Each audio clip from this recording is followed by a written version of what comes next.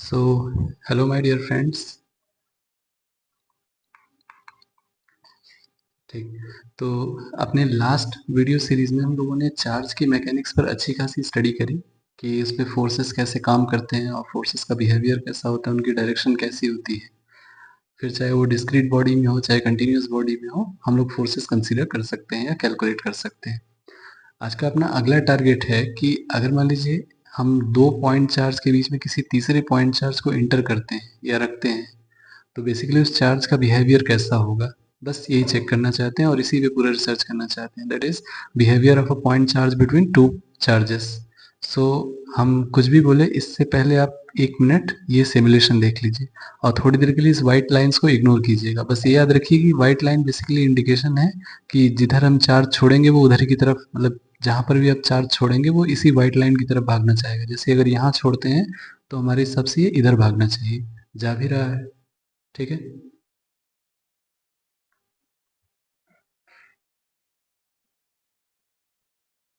तो इस charge particle को बीच में रख के छोड़ते हैं और इस वाले रीजन को थोड़ा सा ध्यान रखेंगे। ठीक है। अगर आप नोटिस कर पा रहे होंगे तो देख रहे होंगे कि ये चार्ज पार्टिकल कहीं नहीं जा रहा है, बस ये एक ही पॉइंट के about to and fro motion कर रहा है।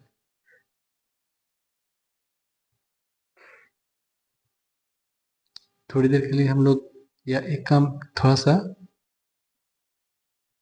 इसके चार्ज को रिवर्स करके देखते हैं। जैसे ही हमने माइनस चार्ज कर दिया, इसके पहले जो था वो क्या था, प्लस। और प्लस था तो ये चार्ज पार्टिकल बीच में ऑसिलेट कर रहा था, लेकिन जैसे ये माइनस हुआ, अब ये चार्ज पार्टिकल यहाँ से उठ करके वापस इधर की तरफ मूव कर गया। ओके।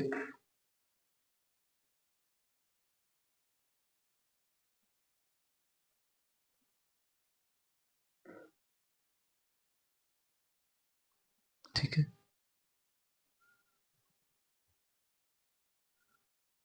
तो कहने का मतलब ये हुआ कि अब हम लोग जो भी इस वीडियो में देखा, हम उसको थोड़ा सा एक एनालिटिकल वे में देखते हैं। सिर्फ जो हमारी अंडरस्टैंडिंग कहती है कि अगर हमने एक यहाँ पर प्लस क्यू चार्ज रखा होता और यहाँ पर भी एक प्लस क्यू चार्ज रखा होता और बीच में कोई एक प्लस क्यू चार्ज रखा होता, सो बेसिकली ये पार्टिकल कहीं नहीं जा रहा था, ये वाला चार्ज पार्टिकल बस ये बीच के किसी एक पॉइंट के अबाउट ऑसिलेट करता हुआ दिखाई दे रहा था। लेकिन जैसे ही हमने इसका मैग्नीट्यूड चेंज कर दिया, यानी इसको जैसे ही माइनस कर दिया और इसको प्लस क्यू कर दिया, तो ये चार्ज पार्टिकल कोई ऑसिलेटरी मोशन परफॉर्म न करके ये इधर की तरफ मूव कर गया। जैसा ऑब्जर्वेशन हमने पिछली वाली वीडियो में, आई मीन जस्ट इसी वीडियो में हमने देखा। तो ये सिचुएशन प्लस वाले चार्ज के लिए कुछ ऐसी थी कि हम चार्ज पार्टिकल को कुछ जहां पर भी रख देते हैं, वो कहीं आगे मूव नहीं करता है या सिर्फ थोड़ा इधर या थोड़ा इधर मूव करने लगता है। मतलब एक बात तो तय है कि इसमें कहीं ना कहीं ऑसिलेशन का इफेक्ट तो है। तो हम लोग इसको थोड़ा सा मैथमेटिकल एनालिसिस करते हैं। लेट्स से कि अपने पास दो चार्ज है, प्लस क्यू और प्लस क्यू। दोनों के नेचर कैसे हैं, प्लस के। ठीक है। और यहाँ पर एक जो चार्ज है वो कैसा है, प्लस क्यू, स्मॉल क्यू। और इन दोनों के बीच में सेंटर, यानी टोटल यहाँ से लेके यहाँ तक का टोटल डिस्टेंस कितना है, 2r है। 2r इसलिए रख रहे हैं ताकि इधर की भी डिस्टेंस r हो जाए और इधर की डिस्टेंस भी r हो जाए। ठीक है। तो मान लेते हैं कि इस स्मॉल क्यू को हम कहीं इधर थोड़ा सा, बहुत जरा सा डिस्टेंस क्या करते हैं, शिफ्ट कर देते हैं। और याद रखिएगा कि हम इसको इधर की तरफ मूव किए हैं। ठीक है। तो अगर ये डिस्टेंस x है, तो यहाँ से यहाँ तक की जो डिस्टेंस हो जाएगी वो हो जाएगी r माइनस एक्स। और यहाँ से यहाँ तक की जो डिस्टेंस हो जाएगी वो हो जाएगी r प्लस एक्स। ठीक। तो थोड़ा सा अगर हम कंसीडर करें कि अब जो चार्ज ये ब्लू, ये जो पॉजिटिव चार्ज है असल में यहाँ ना रखिए, अब कहीं यहाँ है। ठीक है। तो अगर मैं डायरेक्शन इसके दिखाऊं, तो इस पर्टिकुलर चार्ज पर दो चार्जेस की वजह से फोर्स लगेगा। पहला इसकी वजह से, अगर इसकी वजह से कंसीडर करेंगे तो फोर्स किधर लगेगा, कहीं इधर की तरफ। तो हम लोग इसको अपनी सुविधा के लिए मान लेते हैं कि this is force acting in right side. Similarly इस बड़े वाले, यानी इस प्लस क्यू की वजह से जो फोर्स काम करेगा वो कहीं इधर काम करेगा, क्योंकि दोनों रिपल्सिव पे है। और इसको मान लेते हैं कि this is force in left direction. तो मैं ऐसा करता हूँ कि फोर्स राइट डायरेक्शन की वजह से लिखता हूँ। राइट डायरेक्शन में फोर्स इस चार्ज की वजह से लग रहा है, तो इसका डिस्टेंस कितना हो गया, r minus X, that is K capital Q into small q divided by r minus X square. Similarly जो राइट साइड में काम करने वाला फोर्स है लेफ्ट साइड में, वो हो जाएगा k capital Q into small q divided by r plus X square. तो वो देखने से ही आपको लग रहा होगा कि जो राइट साइड में काम करने वाला फोर्स है that is greater than left side. पहली बात इस बात का मतलब समझ लेते हैं। हमने चार्ज पार्टिकल को डिस्प्लेस किधर किया था? इधर की तरफ। और फोर्स ज्यादा किधर है? राइट साइड में। यानी हमने मूव किधर कराया? लेफ्ट। अब डोमिनेटिंग फोर्स यानी ज्यादा फोर्स किधर लग रहा है? राइट साइड में, इस साइड में। इसका मतलब ये बिल्कुल ऐसी सिचुएशन है कि इस चार्ज पार्टिकल को हम इधर की तरफ मूव कर रहे हैं और ये जाना इधर चाहता है। सिमिलरली अगर आप इसे यहाँ न ले जा करके कहीं इधर रिलीज करे होते तो वापस वही कंडीशन बनती कि हम इसको रिलीज करते इधर की तरफ, लेकिन ये चार्ज पार्टिकल जाना किधर चाहता है? इधर की तरफ। दैट मीन्स ये जो अपना इक्विलिब्रियम है दैट इज स्टेबल इक्विलिब्रियम। ठीक है, ये सिचुएशन कुछ कुछ ऐसी है कि एक वेज है और इस वेज पर हम लोग क्या करते हैं, यहाँ से एक पर्टिकुलर पॉइंट पर ऑब्जेक्ट को छोड़ते हैं और ऑब्जेक्ट वापस भाग के किधर आता है? यहाँ। सिमिलरली अगर इधर मूव करें तो वापस ये पॉइंट भाग करके कहीं आता है? इधर। ठीक है, that's a condition of stable equilibrium. बात समझ में आया? तो जो हमारा एफ नेट हमें मिलेगा that is, just a second, जो हमें एफ नेट मिलेगी उस स्मॉल क्यू पर, दैट इज वो मिलेगा F R minus F L, that is K Q small Q divided by R minus X square minus K capital Q into small Q divided by R plus X square. Basically इसको तो थोड़ा solve करें तो ये हो जाएगा K capital Q into small Q 1 upon R minus X square minus 1 upon R plus X square. ठीक है, सो इसको सॉल्व करेंगे तो ये कुछ आ जाएगा इतना। एफ नेट को हम लोग लिख देते हैं एम ए, या यहाँ एक माइनस साइन लगा लेते हैं सिर्फ इसलिए क्योंकि हम ध्यान से देखा था तो फोर्स, हम पॉइंट को डिस्प्लेस इधर कर रहे थे लेकिन फोर्स नेट किधर लग रहा है? इधर। दैट्स मीन इसका मतलब ये है कि that is a restoring nature of force. तो एम ए इक्वल्स टू कितना आ गया? K capital Q into small Q, and this will be basically, आप शायद लिखेंगे इसको R plus X square minus R minus X square divided by R square minus X square power 2। That is, इसको अगर solve करोगे तो ये हो जाएगा minus M A equals to K capital Q into small Q 4rx divided by R square minus X square power 2। ठीक है, तो जो हमने जनरल कंडीशन लगाया है कि x को हमने बहुत small displacement, that is x is very small, this is very small. तो अगर x बहुत स्मॉल है तो इसका मतलब कि जो एक्स स्क्वायर होगा उसकी वैल्यू और भी कम हो जाएगी। दैट मीन्स हम एक्स स्क्वायर वाले टर्म को, यानी इस वाले टर्म को इग्नोर करते हैं तो हमें जो इक्वेशन मिलेगा वो मिलेगा a equals to minus K capital Q into small Q divided by M A into 4। ठीक है, x divided by, just a second, this is, so this will be r power 4, इसलिए क्योंकि ये वाला टर्म अगर इग्नोर कर देंगे तो ये r स्क्वायर का square that is r to the power 4। तो एक r यहाँ से और एक r यहाँ से कैंसिल हो गया। That means a equals to कितना आया? ये आया minus K capital Q into small q 4 divided by m r cube into x। अब अगर आपको याद हो कि अपना कोई मोशन ऐसा जो a equals to minus omega square X के फॉर्मेट में हो, basically this motion is known as simple harmonic motion. That means ये हुआ कि अपना ये चार्ज पार्टिकल एक सिंपल हार्मोनिक मोशन परफॉर्म कर रहा है। तो जिसका ओमेगा कितना है, अगर इसका ओमेगा स्क्वायर आता है कितना, 4, सॉरी ये आर नहीं रहेगा यहाँ पर, 4 k Q divided by mr cube, that means omega equals to 4 capital Q into small Q divided by mr cube. ठीक है, सिंपल हार्मोनिक मोशन का एक लॉ और होता है जो अपने को पता होना चाहिए कि time period equals to 2 pi by omega होता है। दैट मीन्स अगर हम इस पूरे सिस्टम का टाइम पीरियड डिफाइन करना चाहें तो this will be defined as t equals to 2 pi under root mr cube divided by 4k capital Q into small q. This is the time period of a point charge particle which is kept between two positive charges. बस ध्यान तो हमें दो ही बातों का रखना है कि ये रिजल्ट हमें तभी मिलेगा जब हमारा एक जो पॉइंट चार्ज है ये भी प्लस क्यू है और दूसरा जो पॉइंट चार्ज है ये भी कैसा है, प्लस क्यू है, और इनके बीच में अगर हमने कोई एक स्मॉल क्यू रखा हुआ है तो ये सिंपल हार्मोनिक मोशन परफॉर्म करेंगे। अगर इनमें से कोई एक भी माइनस हो तो ये सिंपल हार्मोनिक मोशन नहीं रह जाता है। ठीक है, इस कंसेप्ट का इस्तेमाल करते हुए एक क्वेश्चन पूछा गया है जो कि जेई एडवांस का पूछा हुआ क्वेश्चन है। This is JEE asked question in advance. ठीक है, कुछ कुछ टर्म्स हमारे लिए नए होंगे पर उससे परेशान नहीं होना है, हम लोग सिर्फ इसके कोर को समझते हैं कि ये लिखा क्या हुआ है। क्वेश्चन मैं पढ़ता हूँ आपके सामने।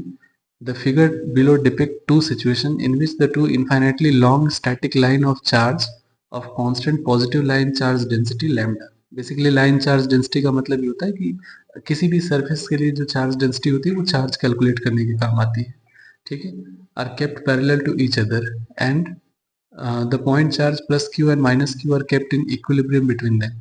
ठीक है, तो अगर हम लोग इसको थोड़ा कन्वर्ट करें जैसे लैंग्वेज में हम लोग इसको देखे थे तो आप इसे ऐसा समझो कि ये कुछ प्लस क्यू है और यहाँ पर भी कुछ कैसा है, प्लस क्यू, और इसके बीच में एक चार्ज रखा हुआ है प्लस क्यू, और सिमिलरली यहाँ पर भी कितना है, ये प्लस क्यू, और इधर भी कितना, प्लस क्यू, लेकिन यहाँ पर बीच में जो चार्ज रखा है वो कैसा है, माइनस क्यू।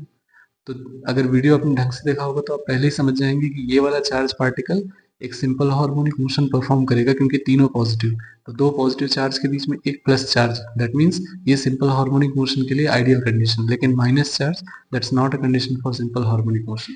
खैर, इसकी कंडीशन आप एक बार समझ लीजिए। जैसे मान लीजिए मैं थोड़ा आपको एनालिसिस करवाता हूँ इसका। मान लीजिए ये प्लस क्यू, ये प्लस क्यू और ये स्मॉल क्यू। हम क्या किए, इसको थोड़ा सा ऐसे डिस्प्लेस किए, तो थोड़ा सा डिस्प्लेस करने के बाद हमको समझ में आया कि हम डिस्प्लेस तो इधर कर रहे हैं लेकिन पार्टिकल पे नेट फोर्स किधर लग रहा है, इधर की तरफ लग रहा है। दैट मीन्स, और यही उल्टे भी कर रहे थे कि अगर पार्टिकल को इधर डिस्प्लेस किए तो नेट फोर्स किधर की तरफ, इधर की तरफ। दैट मीन्स ये पार्टिकल कैसा परफॉर्म कर रहा था, सिंपल हार्मोनिक मोशन की तरह। लेकिन यही अगर इधर प्लस क्यू हो और इधर प्लस क्यू हो और बीच में माइनस क्यू हो, तो पार्टिकल का जो बेसिक नेचर है वो ये है कि वो या तो इससे अट्रैक्ट हो सकता है या तो इससे अट्रैक्ट हो सकता है। और जैसे ही हम इसको थोड़ा सा इधर डिस्प्लेस करते हैं एक्स यूनिट, ठीक है, तो पॉइंट ये चार्ज कहाँ आ जाता है, यहाँ, और इनके बीच में ये वाला डिस्टेंस सिमट जाता है R minus X. That is जो फोर्स हम लिखेंगे, हमने पार्टिकल को लेफ्ट साइड में डिस्प्लेस किया हुआ है, और लेफ्ट साइड में जो फोर्स हो गया वो हो गया के Q capital Q divided by L minus x का स्क्वायर। सिमिलरली राइट साइड के लिए हो जाएगा K capital Q into small Q divided by L plus x का होल स्क्वायर। वो देखने से इनको लग रहा है कि लेफ्ट साइड में काम करने वाला फोर्स यानी ये वाला फोर्स क्या है, ज्यादा है इन कंपैरिजन टू दिस, यानी पार्टिकल की नेट मूवमेंट किधर होगी, लेफ्ट साइड में, यानी हमने इसको लेफ्ट की तरफ मूव किया और ये जाना भी किधर चाहता है, लेफ्ट की तरफ। इसका मतलब ये सिंपल हार्मोनिक मोशन नहीं है। पहला option, both charge will continue to move in the direction of their displacement, बिल्कुल नहीं, that's a wrong option. Second, the charge minus Q execute simple harmonic motion, नहीं, माइनस क्यू तो simple harmonic motion perform करेगा नहीं। Plus Q will execute SHM, सही है, while minus q continues in moving the direction of its displacement, that's the correct option। ठीक है, तो बहुत टफ क्वेश्चन नहीं है बट हाँ थोड़ी अंडरस्टैंडिंग चाहिए होती है आपको एनालिसिस करने के लिए, और बाकी जिसने वीडियो ढंग से देखा होगा उसको तो समझ में आ गया होगा पहले ही देख के। अगला क्वेश्चन है हमारा कि थोड़ा टफ हो सकता है, हालांकि बहुत टफ नहीं, क्योंकि simple harmonic motion plus electrostatic के कॉम्बिनेशन थोड़े से डिफरेंट, थोड़े डिफिकल्ट होते हैं, तो उससे परेशान नहीं होना। क्वेश्चन अपना है कि a small bead of mass m charge minus q constrained to move along a frictionless wire. A positive point charge, a positive charge q lies at a distance l from the wire. ठीक है, मान लीजिए कि एक wire है और इस wire पर एक चार्ज रखा हुआ है। ठीक है, this is a small minus Q charge, it's okay. और ये कंस्टेंट है कि या तो ये इधर जा सकता है, यानी या तो इधर जा सकता है या तो कहीं इधर जा सकता है, और इससे एल डिस्टेंस पर एक छोटा सा प्लस क्यू चार्ज रखा हुआ है। Initially the bead is constant to move along the wire just above the Q. Just above the Q मतलब यहाँ पर एल डिस्टेंस। ठीक है, तो इस एल डिस्टेंस पर एक छोटा सा ऐसे प्लस क्यू चार्ज रखा हुआ है, बेसिकली माइनस है।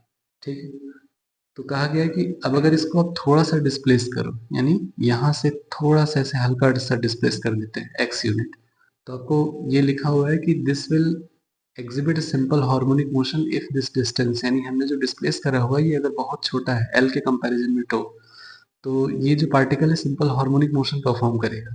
तो आपको क्वेश्चन दिया गया है कि obtain the expression for the time period of the simple harmonic motion in the beat. Okay, question थोड़ा सा आई मीन ट्रिकी हो सकता है, बट बहुत टफ नहीं है, देखते हैं। मान लीजिए हमने पार्टिकल को यहाँ ले आया, माइनस क्यू को हम कहाँ ले आए, यहाँ। तो अगर इस लाइन को ज्वाइन करिए, इस लाइन को ज्वाइन इसलिए कर रहे हैं क्योंकि अब हमारा नेट फोर्स किधर की तरफ, चूंकि ये माइनस है और ये प्लस है, तो ये इधर की तरफ काम करेगा। अगर ये थीटा होता तो इस फोर्स के दो कंपोनेंट होते हैं, एक इधर हो जाता है एफ साइन थीटा और एक इधर की तरफ हो जाता है एफ कॉस थीटा। दो बातें ध्यान से सुनिए। पहली बात, ये पॉइंट चार्ज जो है वो कंस्टेंट है इसी लाइन पर चलने के लिए, तो यानी हमारे लिए ये वाली फोर्स तो किसी काम की है नहीं, बट एफ कॉस थीटा हमारे काम का है। देख ऑब्जर्व हम ये रहे हैं, मतलब ऑब्जर्व ये कर रहे हैं कि हम पार्टिकल को डिस्प्लेस किधर किए, इधर, लेकिन नेट फोर्स की डायरेक्शन किधर आ रही, इधर। दैट मीन्स ये सिचुएशन कैसा है, हमने डिस्प्लेसमेंट दिया इधर और पार्टिकल का नेट फोर्स इधर। दैट इज ये क्वेश्चन, यानी ये प्रॉब्लम भी कुछ कुछ सिंपल हार्मोनिक मोशन के पैटर्न को फॉलो करता है। तो हम लोग थोड़ा सा लिख के देखते हैं इस पर। एफ नेट, अगर मान लीजिए ये डिस्टेंस एल और ये एक्स, तो बेसिकली ये वाली जो अपनी लेंथ आ जाएगी ये हो जाएगी L square plus X square. ठीक है, तो हम लोग एक थोड़ा सा स्पेस यहाँ बनाते हैं और एफ नेट लिखते हैं।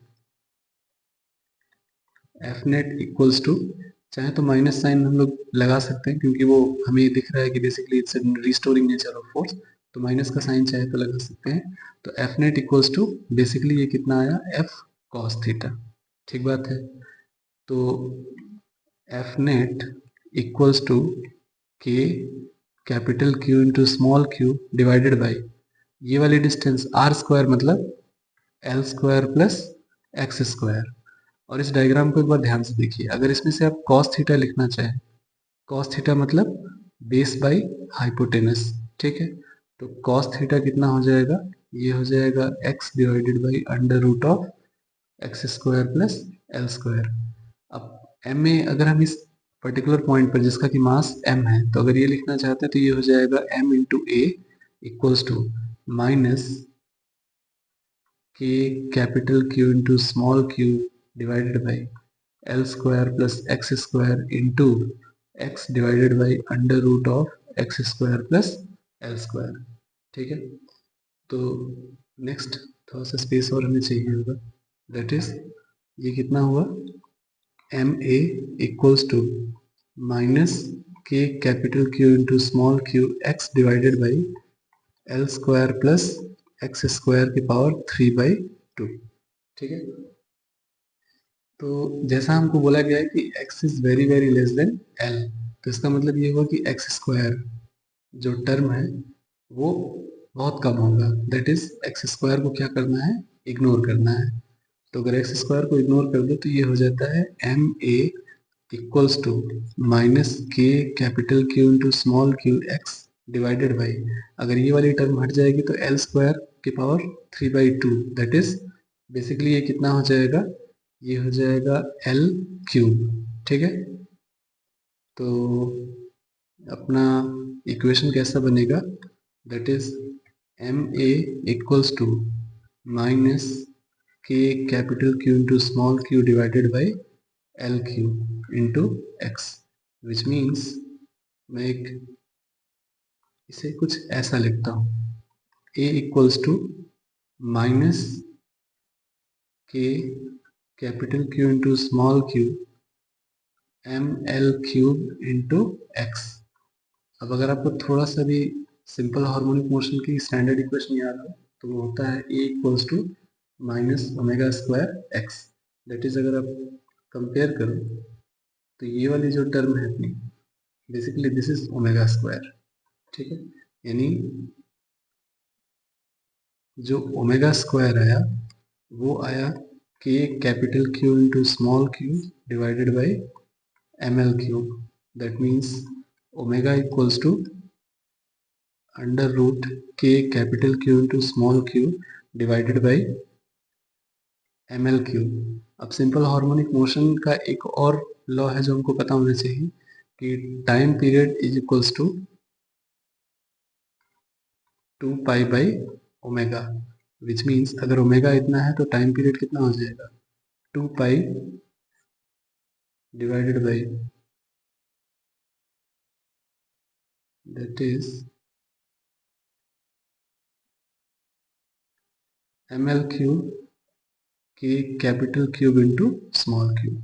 This is the required answer of our question, ठीक है। कोई टफ प्रॉब्लम नहीं है, बट थोड़ी अंडरस्टैंडिंग चाहिए होती है। और वैसे भी फिजिक्स के ऐसे कंसेप्ट जहाँ दो या दो से ज़्यादा कंसेप्ट इस्तेमाल हो रहे हों, ऐसे क्वेश्चन जिसमें दो या दो से ज़्यादा कंसेप्ट इस्तेमाल हो रहे हैं वो थोड़े से ट्रिकी नहीं होते, बस वो हमें कनेक्ट करनी आनी चाहिए चीज़ों को। जैसे इस क्वेश्चन में आपको ये पता होना चाहिए कि एफ नेट की इक्वेशन कैसे लिखी जाती है, कंस्टेंट का क्या मतलब होता है, और टाइम पीरियड और ओमेगा के बीच में क्या रिलेशन होता है। तो एक और अपने पास क्वेश्चन अच्छा है जो कहीं पूछा हुआ तो नहीं है, but still that's a very good question, जो थोड़ी सी हमारी रीडिंग स्किल को और प्रॉब्लम सॉल्विंग स्किल को इम्प्रूव करने के लिए है। तो क्वेश्चन पढ़ते हैं, a small point mass small m has charge small q and which is constraint. Constraint का मतलब ये होता है कि उसकी मूवमेंट की डायरेक्शन ऑलरेडी फिक्स है, वो कहीं इधर उधर नहीं जा सकती, जो उसे ऑलरेडी दे दिया गया वो उधर ही मूव करना चाहिए। सो बेसिकली ये सिचुएशन कुछ ऐसा है कि लेट्स से कि एक सिलेंडर है और इस सिलेंडर में यहां पर बॉटम सरफेस पर एक कैपिटल क्यू चार्ज रखा हुआ है, ठीक है, एक कैपिटल क्यू।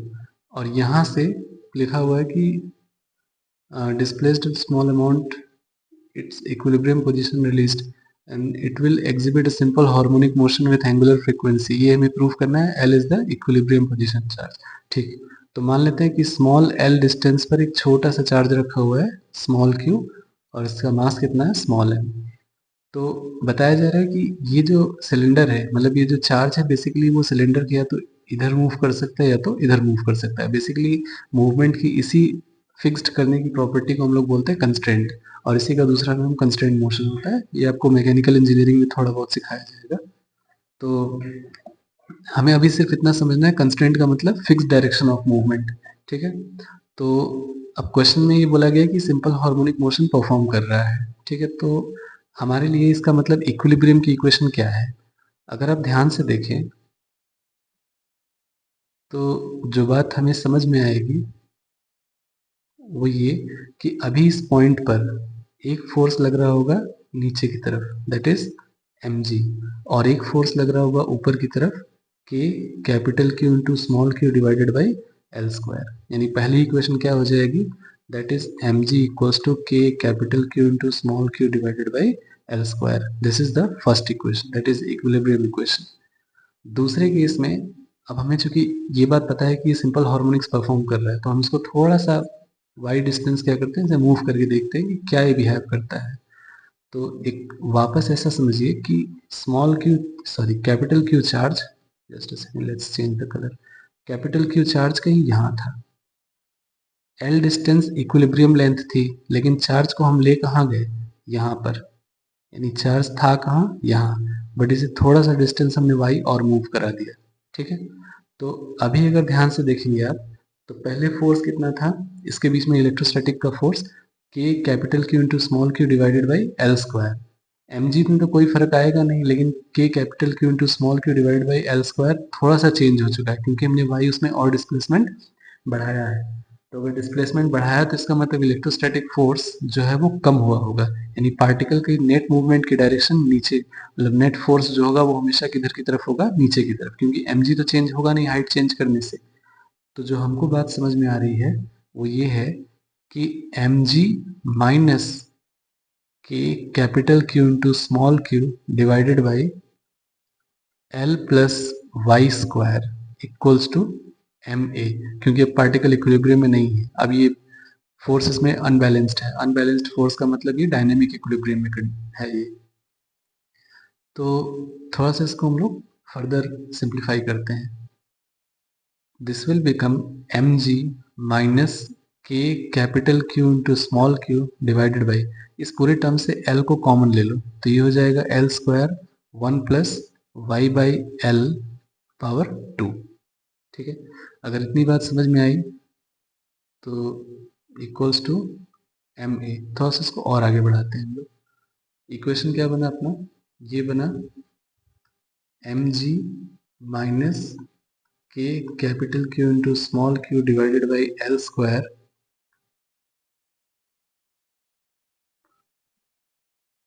ये बन जाएगा 1 plus Y by L power -2 equals to M A. ठीक है, तो अपना जो मेन इक्वेशन है पहली वाली इक्विलिब्रियम के केस में, वो ये लिखा हुआ है कि K capital Q into small Q divided by L square equals to M G. तो जहाँ ये वाला टर्म है, हम उस टर्म को किससे रिप्लेस करने वाले हैं, एम जी से। तो लिख के देखते हैं व्हाट हैपेंस।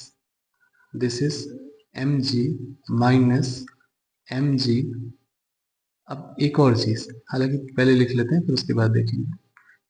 -2 इक्वल्स टू, मैं फिर से आपको याद कर रहा हूँ कि नेट फोर्स हमने पार्टिकल को मूव किधर कराया, ऊपर की तरफ, लेकिन अभी भी नेट फोर्स ज्यादा किधर है, mg नीचे की तरफ। इसका मतलब पार्टिकल को हमने डिस्प्लेस कराया है इधर, बट पार्टिकल जाना किधर चाहेगा, इधर। That means it's a kind of restoring force. That means इसके आगे हमें क्या लगाना पड़ेगा, माइनस का साइन, सिर्फ ये इम्प्लीफाई करने के लिए कि ये कैसा फोर्स है, रिस्टोरिंग नेचर का फोर्स है। दैट मीन्स ये हो गया क्या, mg माइनस mg। ये अब थोड़ा सा मैथमेटिकल हमें कुछ टूल्स के बारे में ज्ञान होना चाहिए। बेसिकली जब भी कभी ऐसा टर्म आपके सामने आए जहां लिखा हो 1 प्लस एक्स पावर एन, और इस x की वैल्यू बहुत कम हो, that is x is very very less than 1, तो हम लोग क्या करते हैं, इसे अप्रोक्सीमेट करते हैं 1 प्लस एन एक्स, इस तरह से लिख के। सिमिलरली यहाँ पर अपना जो y है दैट इज वेरी स्मॉल, तो हम लोग इसको क्या करते हैं, थोड़ा सा अप्रोक्सीमेट करते हैं, तो ये हो जाएगा 1 minus 2y by L equals to minus M A. ठीक है, minus M A, that means ये हो गया M G minus M G plus M G into 2y by L equals to minus M A. ठीक है, तो इस M G से एम जी कैंसिल हुआ, और इस एक m से ये एक m कैंसिल हो गया। That means a equals to minus 2g by L into Y. वापस अगर आप कंपेयर कर पा रहे हो तो ये इक्वेशन अपना कैसा है, a equals to minus omega square Y, यानी ये पार्टिकल वाई डायरेक्शन में क्या परफॉर्म कर रहा है, सिंपल हार्मोनिक मोशन, जो कि हमें ऑलरेडी बताया जा चुका है। तो इसका मतलब ओमेगा स्क्वायर कितना हो गया, ये हो गया 2g by L. That means omega equals to कितना हो गया, ये हो गया under root 2g by L. This is required to proof. हालांकि अगर हमसे टाइम पीरियड पूछता तो भी हम निकाल देते इसका टाइम पीरियड कितना हो जाएगा, 2 pi under root L by 2g। अगर ये टाइम पीरियड पूछा होता तो।